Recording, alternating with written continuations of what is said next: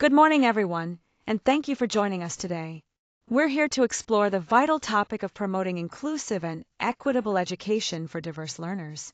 Our focus will be on ensuring that every child, whether they have disabilities, are English learners, come from multicultural backgrounds, or experience homelessness, has access to the support and opportunities they need to succeed. This is an important conversation about creating educational environments where all students can thrive. I'm excited to dive into this with you.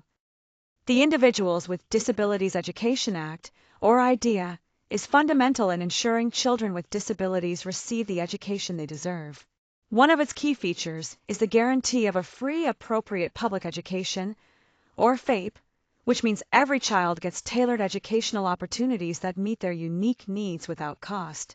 Central to this is the Individualized Education Program, or IEP, which creates customized plans specifically designed to support each child's learning journey.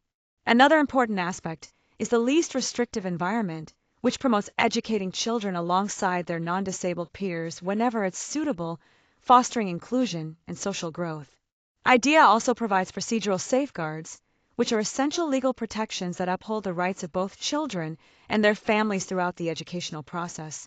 Lastly, parent participation is highly valued, actively involving families in every decision about their child's education, ensuring their voice is heard and considered.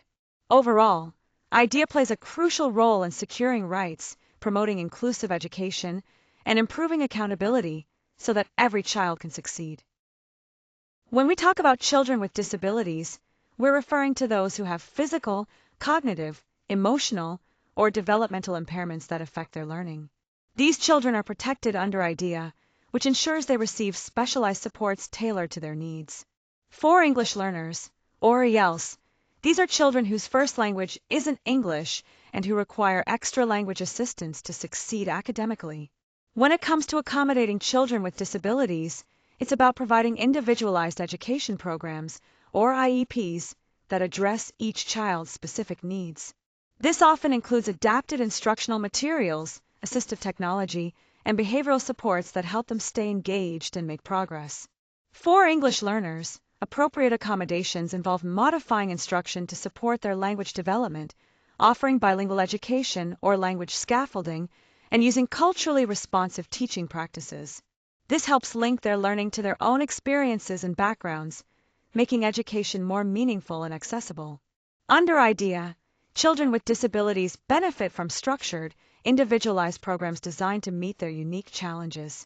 Similarly, EL students receive targeted language assistance to help overcome language barriers, ensuring they have equitable access to the same educational content as their peers. These supports work together to provide an inclusive and effective learning environment for all students. When we talk about multiculturalism in education, we're acknowledging and valuing the rich cultural, ethnic, linguistic, and social diversity that students bring to the classroom. This diversity isn't just something to be recognized, it should actively shape how we teach. That's where culturally responsive teaching comes into play. By connecting lessons to students' own cultural experiences, we make learning more relevant and meaningful for them. Developing inclusive curricula is also crucial. This means including diverse histories and perspectives so every student sees themselves reflected in what they're learning. Beyond the content, it's important to create a classroom culture grounded in respect and understanding, where all students feel valued and heard. We also need to adapt instructional materials to better reflect the varied cultural backgrounds in our classrooms. This helps students feel more connected and supported.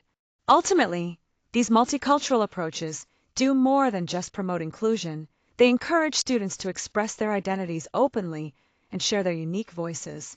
This leads to greater engagement, helps reduce bias and stereotypes, and supports better academic outcomes for all learners.